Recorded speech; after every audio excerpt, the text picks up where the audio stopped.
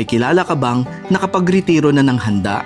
May ipon, may ari-arian, may sariling farm na bayad na, at nagawa nila ito bago pa man mag-50 anyos? Bihirang-bihira ito, di ba? At halos imposible sa karamihan ng mga Pilipino. 2008 and then noong 2011 nag-retire ako, early retirement. So doon ako nag-start mag-farm.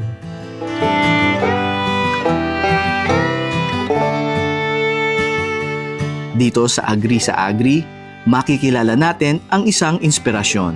Isang ehemplo na dapat makita ng bawat kabataan ngayon. Dahil siya ang patunay na kaya pala, si Kuya Abel at ang kanyang asawa. So at my early age, at the age of 25, 23 ako nag-asawa, misis ko 25 noon. 25, meron na akong biniling hulugang bahay sa Binangona. 25 years old na. Ganda ng pathway mo dito. Hindi ito basta retiro lang. Magkatuwang na mag-asawa. Na-achieve nila ito kumpleto. May ipon, may assets, may farm na naghihintay sa kanila. At ngayon, isa na itong food forest.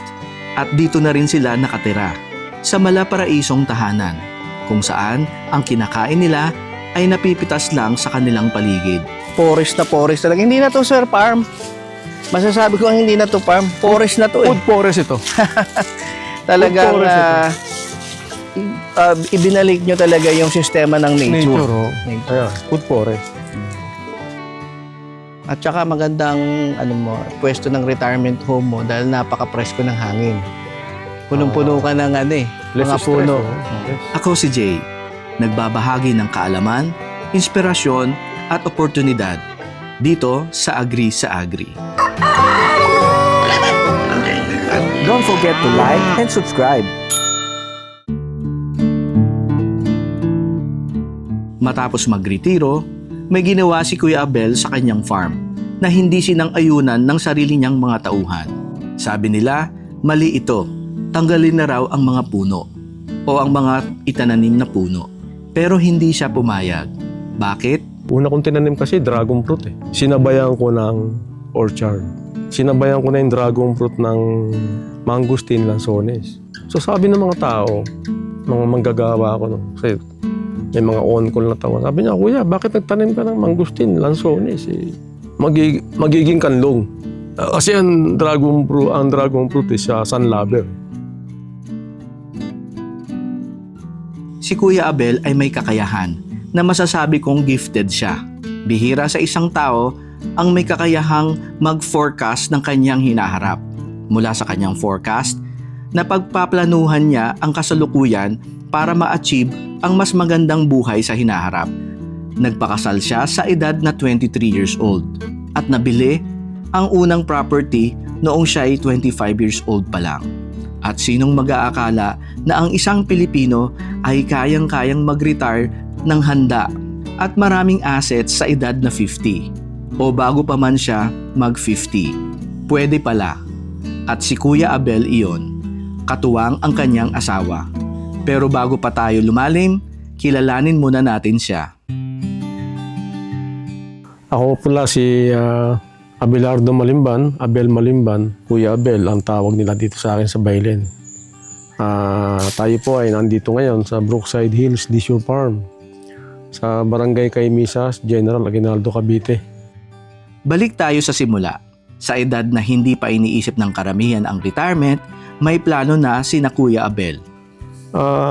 Nagkatugma kami. No? So, nag-goal kami. Kailangan merong mangyari dito. Kasi may increase tayo. Taon-taon yun. So, kailangan may mabili tayong property.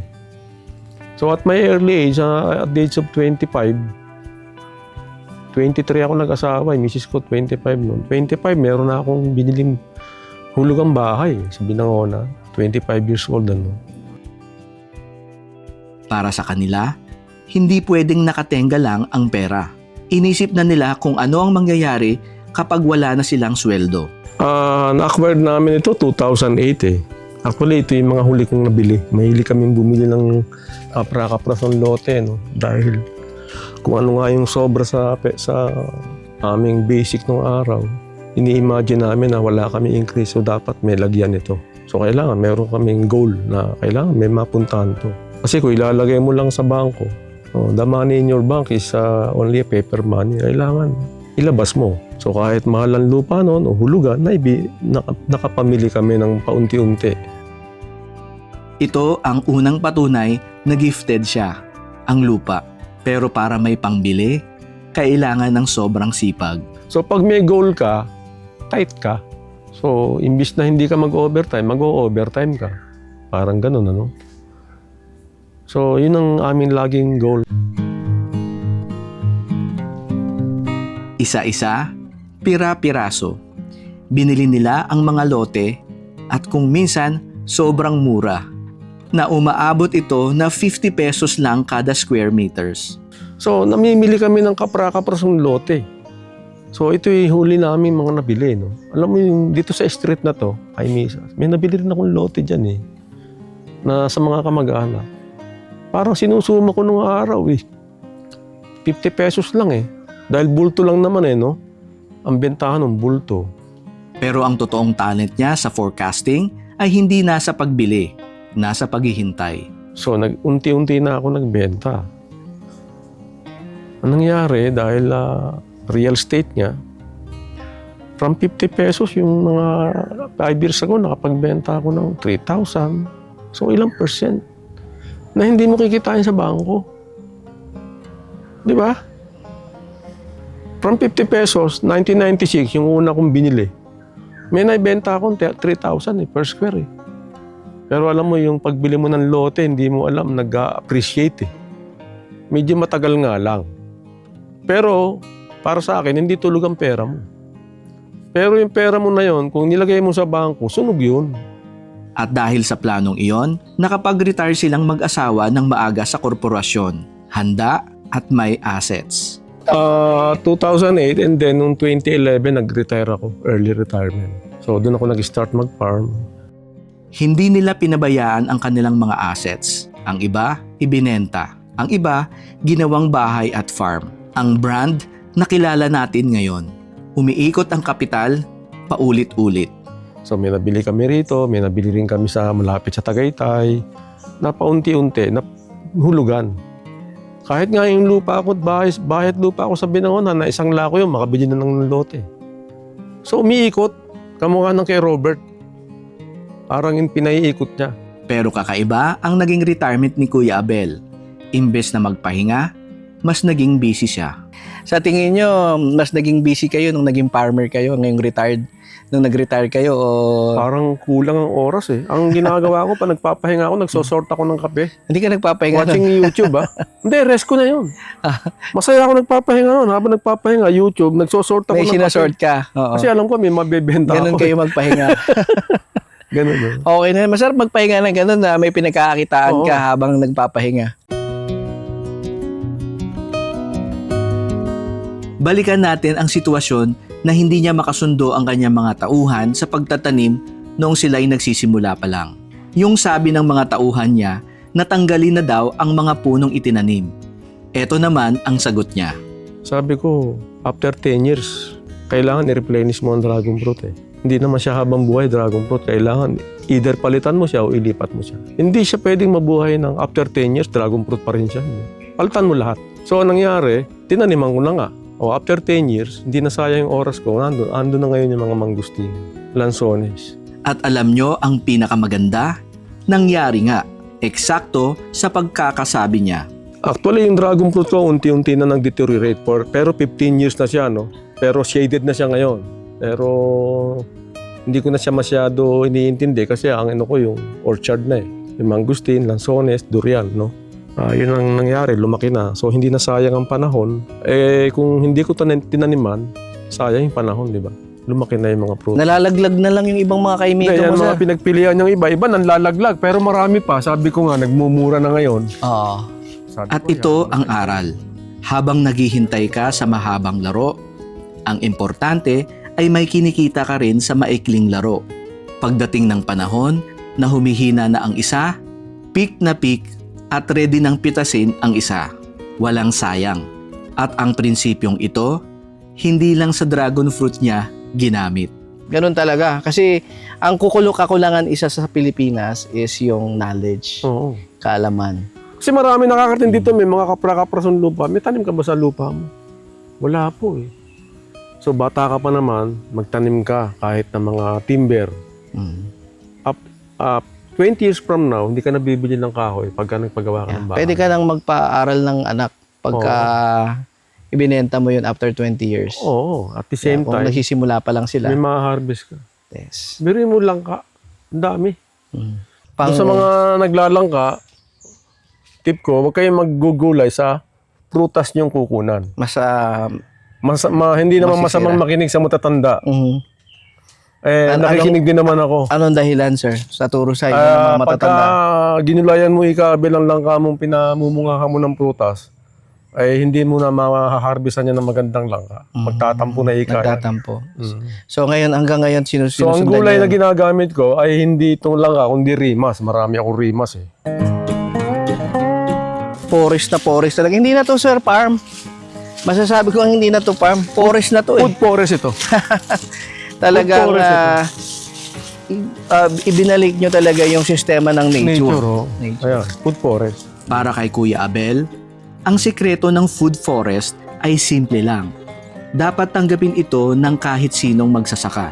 So, sabi ko nga, para sa akin, ang organic farming para tanggapin ng magsasaka o ng ibang tao ay dapat maging simple. So, maging simple, maging effective, yet scientific, at maging economical. No? So, kailangan dito sa organic para maniwala nga sila ay yung binanggit kong 4. Simple, economical, scientific, very profitable. No? At lahat ng kailangan mo, nasa paligid mo lang. So, yun ang aking ginawa dahil nandito naman lahat ang pwede mong gamitin sa pag-aabono sa farm. Hindi mo na kailangan lumabas eh. Andito lang sa loob ng environment mo ang mga materyales. Fertilizer at saka yung tinatawag nating biological pesticide or organic pesticide. Andito lang. Hindi mo kailangan lumabas eh. So underneath naman yan, may coffee ng orchard. Ito na ang kape. Ito coffee. Yes. Ito na isa sa mga shaded coffee mo. Oo, ito na yung shaded Ang coffee. ganda, may mga bulaklak ngayon ha. So, Nagpa-flowering sila. meron pa natitira mga hinog kasi red cherry lang ako manguha, meron pa natitira mga hinog. Aha. Pero sa commercial type Ito. of farming, harvest na yan. Yeah. Ito yung sinasabi ni Sir na red cherry. Pag mamula-mulang Pag ganyan. nag-harvest ako, iwan pa yung green. Mhm. So, pag nag-harvest ako niyan, yung pulang-pulan niyan, tuloy tinitikman ko pa yan eh. Pag matamis, yung mga hapon na guest ko, pinatikim ko ng kape. Mhm. Natuwa sila. Masarap. Tikman mo yung hilaw, hindi masarap. So, ganun na specialty coffee. At paano niya pinapayaman ang lupa? Walang kemikal, puro natural. So, makikita niyo po dito sa talagang yung mga dry leaves nandito. And that's how they bring back the natural way of making your So, land nalulungkot ako fertile. pag nakikita ko yung ibang farmer, nag-i-spray ng glyphosate yung pang mamatay ng damo. Mhm. Sa barangay, ginagawa, sabi ko, grabe, kawawa ang nature, yung mga microbes, kawawa. Lalo na sir, pag tag-ulan dito, ang ganda ng lupa mo dito sigurado. Nagkakaroon ng lumot-lumot. May tumutubong mga yung ferns. Yung mga microbes. Mm. So, ang grass namin dito ay cut and carry. Dinadala namin sa tupa. Para makain na lang Makain. din No? Hindi ako nagsasagad ng linis ng grass. ng palinis dito. Kasama na rin yun Salapsap sa ano mo. Hina-harvest. Kasama na. Diversified. Tapos, pagka naman dumumi yun, yung mga waste nila, ibabalik ko naman sa halaman. As fertilizer. Grabe. Hinahalo ko siya sa mga compost ko, tsaka yung mga leftover fruits na. Tsaka yung mga dried leaves, nandyan lang sila. Andyan lang. Andyan lang. Nakikita natin, bakit sa mga suha, nagaganda ng halaman? Dahil bakit sa mga bundok, hindi ka naman nagdidilig pero ang gaganda ng halaman. So dahil hindi mo siya sinisira, hindi mo siya nilalason.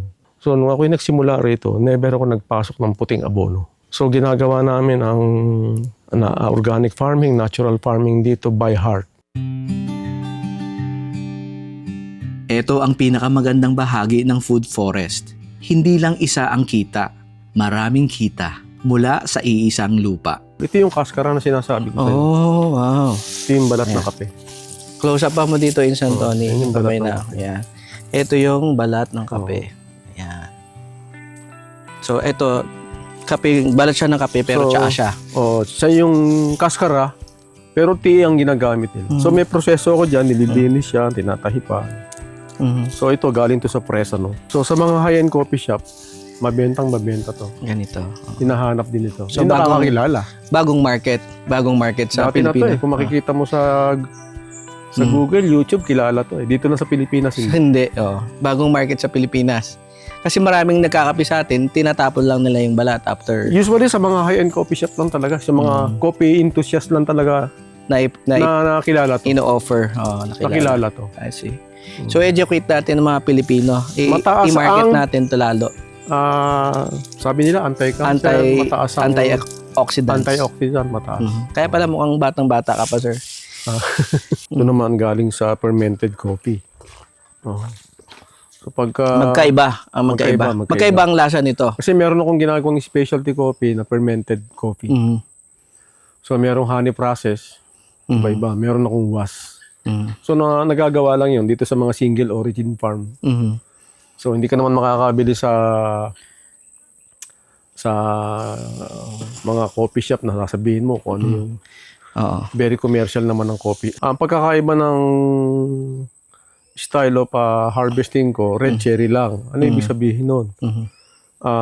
Kumain ka ng hilaw na prutas, hilaw na kaimito, hilaw na bayabas, Mhm.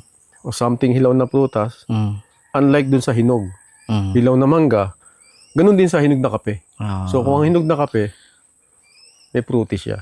mas mas maganda Oo, yung meron siya. may aroma siya. May aroma siya. Tsaka may sweetness. May sweetness. Hindi hilaw yung kinain mo. Hindi masyadong naamoy yung kape Ayun yung kabila. Fermented ito. Yun. kasi fermented. Yun ang ano. Maamoy yung Ito. Yan. Anong punla nyo? Liberica coffee rin. Ayan din. So, sa mga gustong bumili, nagbebenta kayo ng mga seedlings. Ayan. Okay, pakita natin dito. Ayan.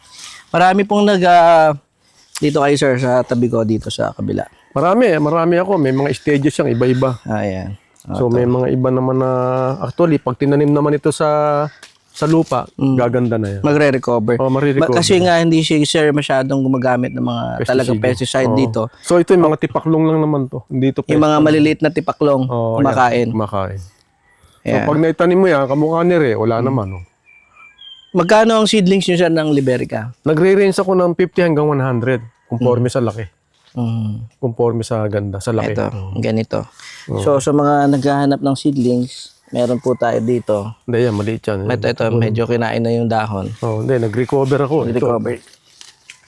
Kasi niribag ko to, kaya bago yung plastic. Ayan, Yeah. Ayan, yan. So, Liberica, isa sa mga talagang high value na kape, sir, ano? Ito, mga bromeliads, kasi nabebenta ko rin to na maganda eh. So, bukod sa fruits, Nagbebenta ka rin ng ornamentals. ornamental, kasi nanganganak yan eh. So, may profit din ng kaunti yan. So, may stainless bee ako dyan. Ayan, stainless bee. Ayan. So, ang trabaho nito sa akin ngayon ay pollinator. Yeah. Tapos nakakapag-collect ka pa ng honey. Pag nag-split ako, pero hindi yun ang talagang main factor para ako nag-alaga niya. Para Is to talaga sa pollinate Oo. coconut, banana, Lahat ng tanim mo. lahat na. Coffee, cacao. Pero kumikita nga ba talaga?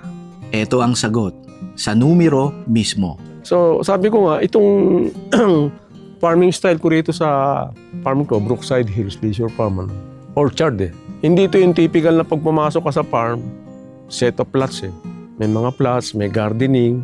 Para sa akin, kanya-kanya kami ng style. No? Pero sa akin, mas profitable itong orchard. Iningatan mo pa yung kalikasan. Kasi pagka vegetable farming ka, medyo destructive sa lupa.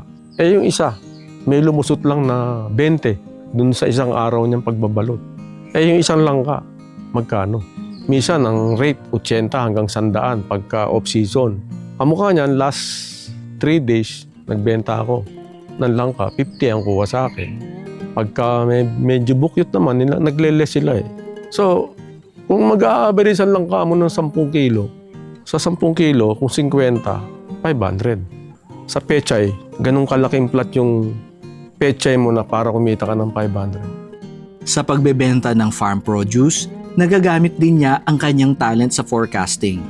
Base sa kanyang experience at research, alam na niya ang magiging ani bago pa ito mamulaklak. So, ang nangyayari, bulaklak pa lang, meron na akong forecast, nakapedido na yan. Meron akong listing ng buyer eh. Bulaklak pa lang ang dragon fruit ko. Alam ko na kung ilan ang magiging yield ko eh. Kasi nag-yield ako ng 3 to 4 tons eh. So, pag ito sumobra, meron ako mga restricted, sabihin na natin restricted mamimili na pwede kong ihuli. So, yung mga good customer, baga sa mga specialty customer, inuuna ko yan. Lalo na kung good payer. So, paano ka masisira dun sa selling mo? Flowering pa lang. Kaya pagka dumating na yung dagsa ng pamimili, marami nang lalapit sa'yo, hindi mo naman customer. Wala na, out of stock ka na eh. So, ang dyan ay naging nominee kami sa organic farming, sa organic, tawag dito, sa regional organic awarding.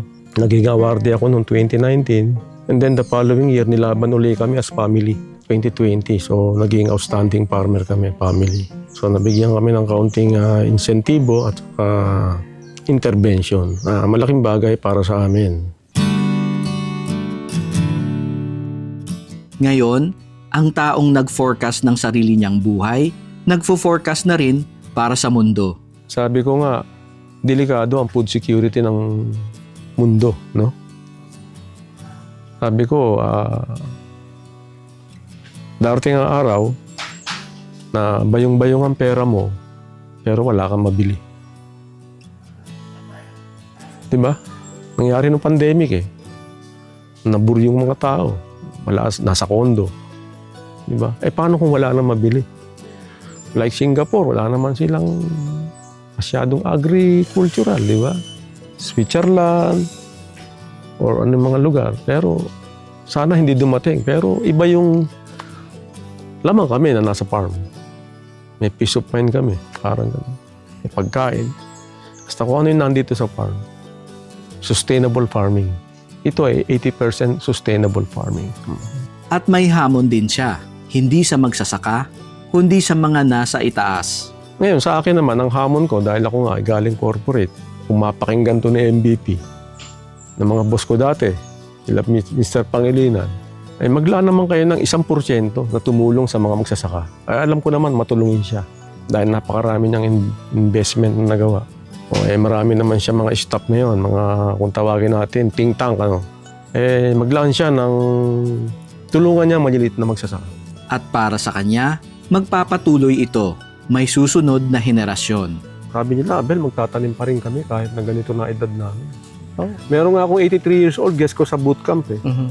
Sana nakilala na kita nung araw pa, pero hindi pa huli ang lahat. Andito kasama ko yung anak ko. Sisimulan na namin. May continuity. May continuity. As long as interested yung next generation niya. Oo. Pero may dapat tutuloy. daw, noon pa nakilala na. Oo. Tama. Nasimulan na. Tama. At sa gustong sumunod sa landas niya, isa lang ang paalala niya. Pero para sa akin, una naman, dahil retirement nga ito, huwag mo muna isipin yung profit eh. Isipin mo muna yung benepisyo mo sa buhay. Na nag-farm ka, anong benefits? So, lumakas. May peace of mind. Wala na akong bisyo. Wala naman akong, for how many years, wala namang bisyo. Walang alak, walang sigarilyo. Preskong hangin. So, yun ang isa sa ano. Kaya yung anak ko na, impluensya ko, wala rin bisyo. So, yun ang aming naging lifestyle dito. Sabi nga nila, sir, sabi ng isang tao ko galing Bicol, sir, may mga sign ng ano rito ah. Oh, wow. May mga sign daw ng ano, sir, meron daw sign ng mga Japanese marker. Baka may ginto pa. Sabi ko, wala dyan ng ginto. Ang ginto nasa taas. Magsipag ka lang. Tama. Pero sa likod ng lahat ng plano, numero at pagsisipag, may iisang partner si Kuya Abel. Alam mo, lahat naman ang ginagawa namin sa farm, hinihingi namin yan sa Panginoon eh. Siya ang naggagawa ng design nito eh. Itong farming style namin, farming style ng Panginoon to. Kasi nature eh. Nature to, wala itong ano, direksyon na ano eh. Basta kung anong ang lagi namin panawagan siya ang partner namin.